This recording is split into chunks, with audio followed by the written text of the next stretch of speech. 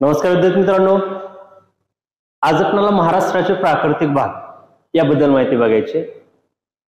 भारताच्या ज्या पद्धतीनं एकूण 5 प्राकृतिक भाग पडतात त्याच धर्तीवरती महाराष्ट्राचे प्राकृतिक भाग एकूण 3 पडतात. आणि परीक्षेमध्ये जे आपल्याला येणारे प्रश्न आहेत हे प्रश्न प्राकृतिक भागावरती विचारले जातात म्हणजे जातातच. यासाठी या भागाचा आपण डीप मध्ये अभ्यास थोडासा करण्याचा प्रयत्न करूया, जे की परीक्षेमध्ये नेमकं कशा पद्धतीचे प्रश्न येतात आणि त्याचे उत्तर आपण काय लिहिणं अपेक्षित आहे याची माहिती आपल्याला आजच्या लेक्चर मध्ये बघायची. तर चला चालू करूयात आपण. मग याच्यामध्ये बघा, सुरुवातीला आपल्याला बघता येईल किंवा महाराष्ट्राचे जे काही एकूण प्राकृतिक भाग आहेत हे महाराष्ट्राचे एकूण आपल्याला 3 प्राकृतिक भाग असलेले दिसून येतात. त्यामध्ये 1 नंबरचा प्राकृतिक भाग आहे तो कोकण आहे. नंबर 2 मध्ये आपल्याला सह्याद्री पर्वत, त्यालाच आपण पश्चिम घाट या नावानं ओळखलं जातं. आणि नंबर 3चा भाग आहे पठार, यालाच आपण दख्खनचे पठार असं सुद्धा म्हणतो. यालाच आपण दख्खनचे पठार या नावानं सुद्धा ओळखलं जातं. असे एकंदरीत 3 भाग. जर थोडक्यामध्ये महाराष्ट्राचा आकार आपण त्रिकोणाकृती म्हणतो. समजा या स्वरूपामध्ये जर महाराष्ट्र या पद्धतीने आपण गणला गेला तर याच्यामध्ये बघा आपल्याला या पद्धतीनं 3 भाग, म्हणजेच हा 1 भाग झाला, सह्याद्री पर्वताचा 2 भाग झाला आणि एकंदरीत हा पठार म्हणजे आपला 3ऱ्या टप्प्यातला भाग आपल्याला दिसून येतो. मग याच्यामधले आपल्याला फक्त या लेक्चरमध्ये पहिल्या भागाबद्दल माहिती बघायची. याच्यामध्ये आपण पहिला भाग जो कोकण भाग आहे, हा कोकण भाग आपल्याला या ठिकाणी आपल्याला बघता येईल. कोकण हा जो येणारा भाग आहे याला आपण सह्याद्री पर्वत या नावाने, आणि पठाराचा जो भाग आहे हा पठाराचा भाग म्हणजे आपल्याला हा भाग म्हणता येईल.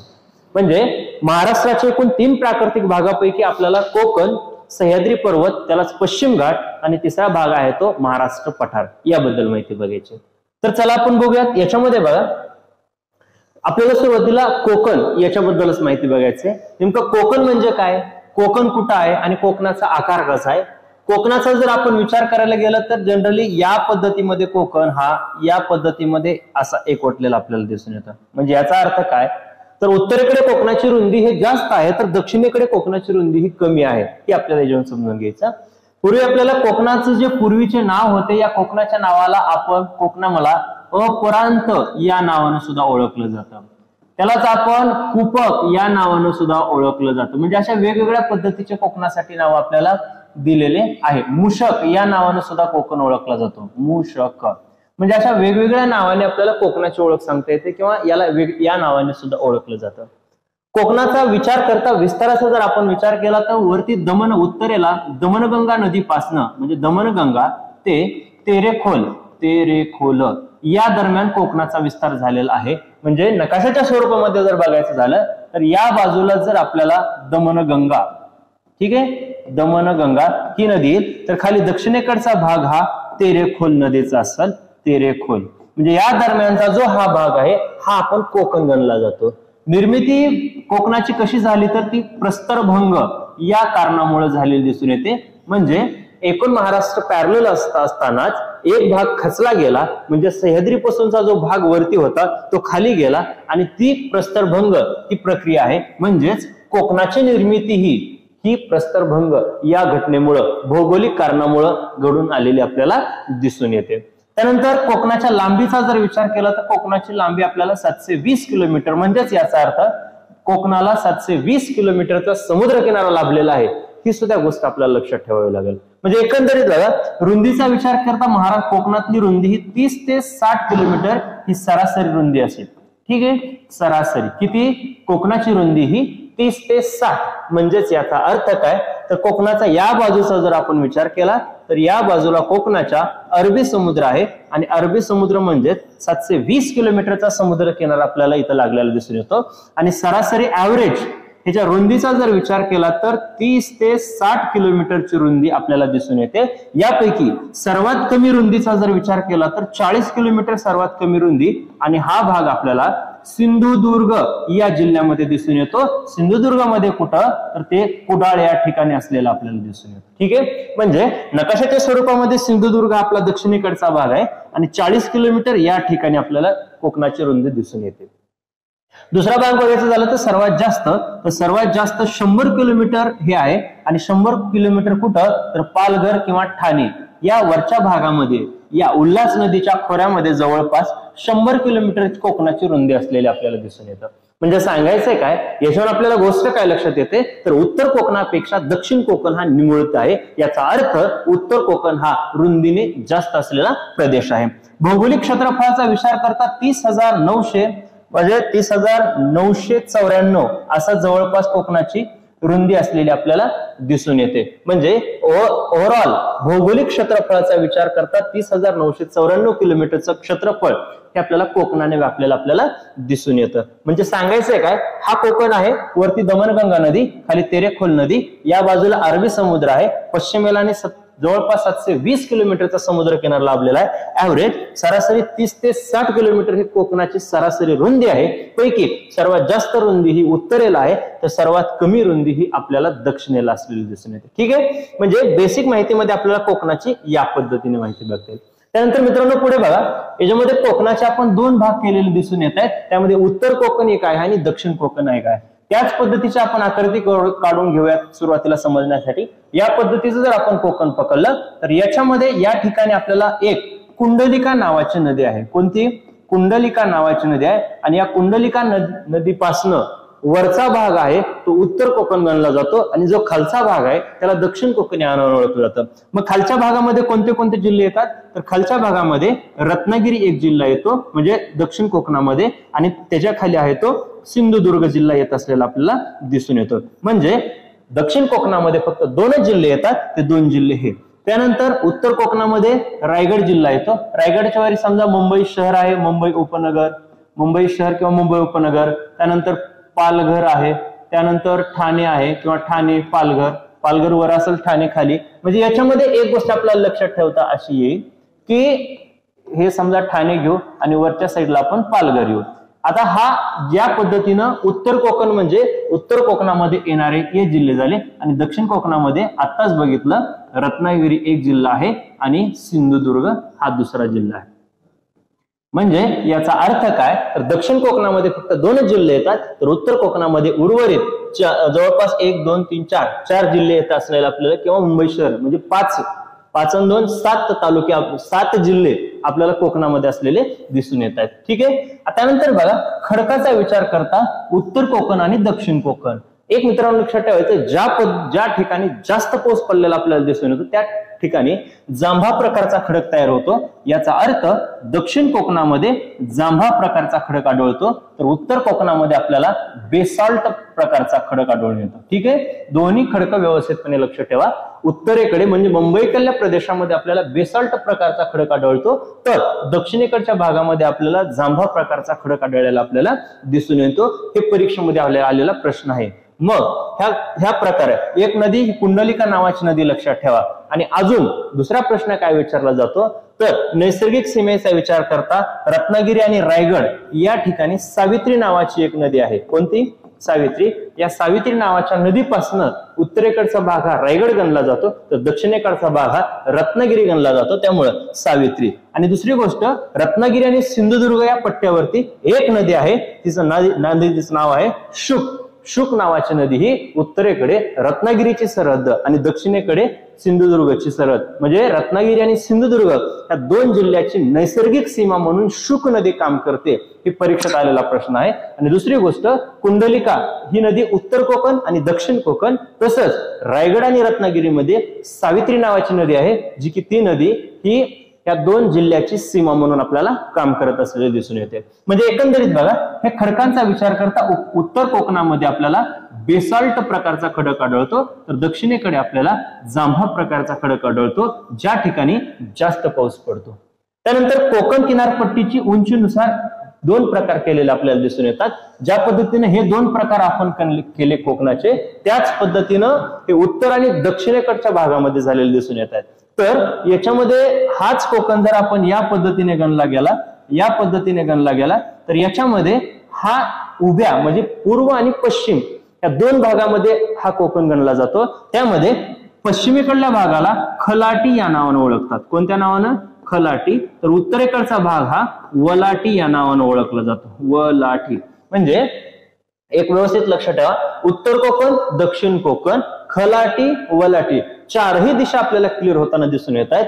खलाटी म्हणजे कोकणाचा पश्चिमेकडचा भाग, याचा अर्थ असा अरबी समुद्र, आणि वलाटी या मधला जो सखल भाग आहे याला म्हणतात आपण खलाटी, ज्याची की उंची 5 मीटर पेक्षा जवळपास 5 मीटर ते 20 मीटरच्या दरम्यान, 20-25 मीटरच्या दरम्यान आपल्याला असलेली दिसून येते. आणि वलाटीचा विचार करता 275 ते 300 मीटर पर्यंत वलाटीची उंची असलेली आपल्याला दिसून येते. याचा अर्थ काय, तर खलाटी म्हणजे समुद्र किनाऱ्यालगत असलेला सखल भाग, तर वलाटी याचा अर्थ काय, जो सखल भागापासून म्हणजे सह्याद्री पर्वत ते खलाटी या दरम्यानचा जो टेकड्यांचा उंचवट्याचा भाग आहे त्याला आपण म्हणतो वलाटी. त्यामुळं खलाटी आणि वलाटी ह्या दोन कन्सेप्ट तुमच्या क्लिअर होणं गरजेच्या आहेत. ठीक आहे. ह्याच्यामध्ये गुहागर आणि हरणे, गुहागर आणि हरणे हे दोन आपल्याला या ठिकाणी खलाटीमध्येच असलेले दिसून येणारे प्रदेश आहेत. ठीक आहे. म्हणजे या पद्धतीने आपल्याला उत्तर कोकणामध्ये नकाशाच्या आधारे बघा, इकडं याच्यामध्ये कुंडलिका नदीमुळे उत्तर कोकण आणि दक्षिण कोकण वेगळा झाला. उत्तर कोकणामध्ये बेसल्ट प्रकारचा खडक आहे, तर दक्षिण कोकणामध्ये जांभा प्रकारचा खडक येतो. रायगड आणि रत्नागिरीची सरहद्द सावित्री नदी करते, तर रत्नागिरी आणि सिंधुदुर्ग नदीची सरहद्द ही शुक नदी करताना आपल्याला दिसून येते. तर याच पद्धतीनं खलाटी आणि वलाटीचा विचार करता समुद्र किनाऱ्यालगत सखल भाग आहे त्याला खलाटी म्हणतात, तर उंचवट्याचा जो भाग आहे त्याला आपण वलाटी म्हणताना आपल्याला या ठिकाणी दिसून येतं. ठीक आहे. म्हणजे या पद्धतीने आपल्याला बघता येईल. आता पुढे बघा मित्रांनो, बंदर. आता ही काय कन्सेप्ट आहे, ही कन्सेप्ट आपल्याला क्लिअर असणं गरजेचे आहे. बंदराचा विचार करता महाराष्ट्रामध्ये जवळपास 51 बंदरे आहेत, पैकी 2 बंदर हे आंतरराष्ट्रीय बंदर असलेले आपल्याला दिसून येतात. कसे बंदर? आंतरराष्ट्रीय बंदर. त्याच्यामध्ये मुंबई हे आपल्याला नैसर्गिक बंदर असलेलं दिसून येतं, तर JNPT हे आपल्याला कृत्रिम बंदर असलेलं दिसून येतं. ठीक आहे.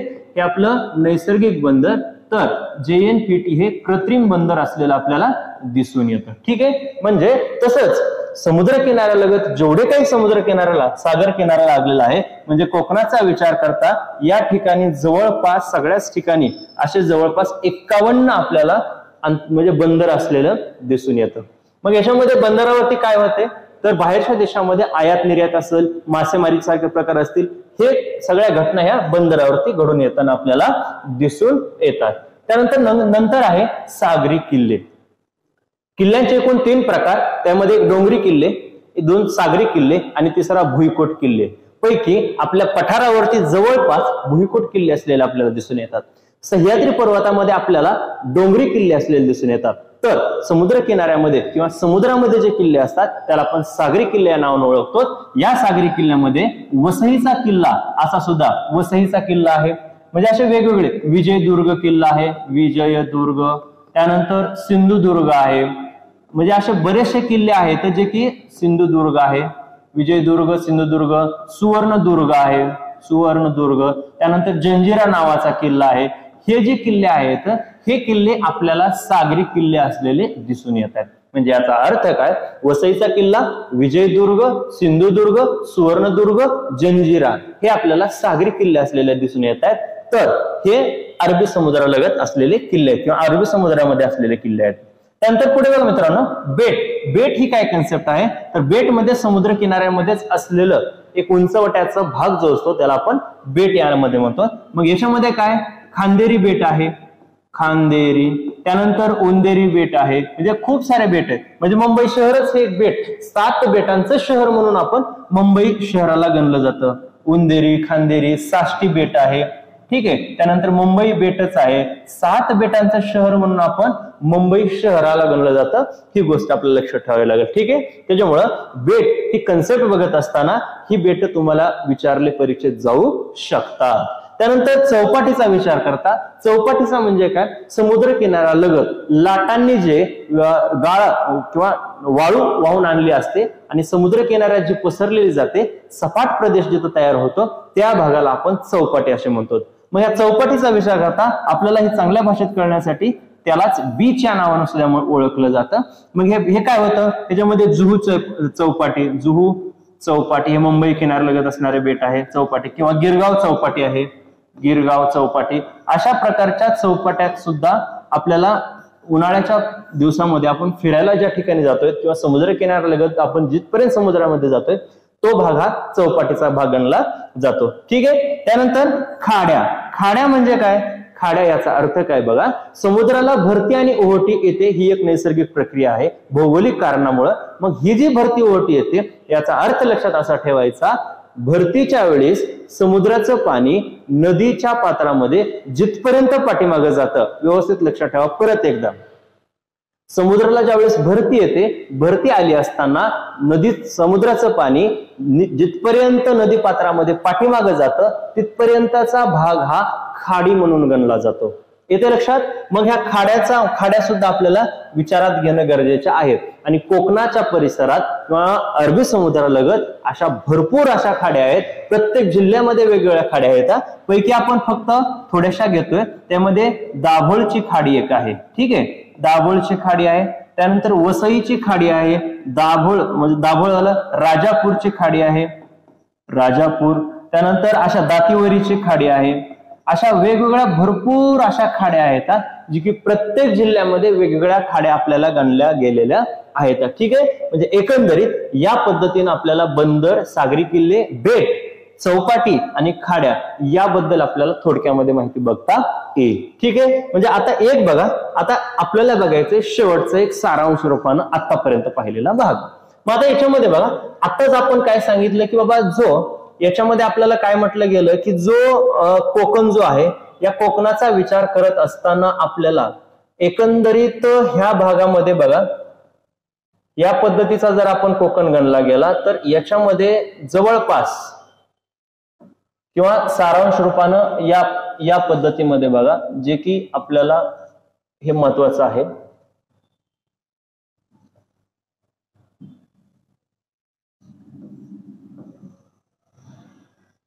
थोडक्यामध्ये एक या पद्धतीचा कोकण जर असेल किंवा सरळ आपल्या भाषेमध्ये जर झालं तर या पद्धतीचं लक्षात ठेवा. फक्त म्हणजे सांगायचं काय, उत्तरेला जो कोकण आहे हा उत्तरेला कोकण असणारा हा थोडासा विस्तारलेला आहे, तर दक्षिणेकडे तो निमुळत आहे. आता बघा व्यवस्थित, उत्तर कोकण आणि दक्षिण कोकण, आता हा तुमचा सारांश असेल. उत्तर कोकण आणि दक्षिण कोकण हा कुंडलिका या नदीमुळे वेगळा झालेला आहे. मग या कुंडलिकाचा वरचा भाग आहे त्याला आपण उत्तर कोकण म्हणतो, खालचा भाग आहे. मग याच्यामध्ये आपल्याला 2 जिल्हे आहेत, तर उर्वरित जवळपास 5 जिल्हे जे आहेत हे आपल्याला उत्तर कोकणामध्ये दिसत आहेत. मग याच्यामध्ये बघा सरासरी ऍव्हरेज कोकणाच्या रुंदीचा विचार करता 30 ते 60 किलोमीटरचे आहे. पैकी उत्तरेचा विचार करता 100 आणि दक्षिणेचा विचार करता 40 किलोमीटर. मगाशीच आपण बघितलेलं, हे बघितलेल्या गोष्टी येतात, फक्त एक सारांश रूपाने आपण बघत आहोत.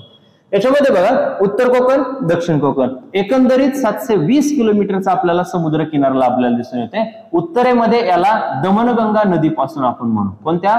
दमणगंगा नदी. तर दक्षिणेचा विचार करता तेरेखोल नदी.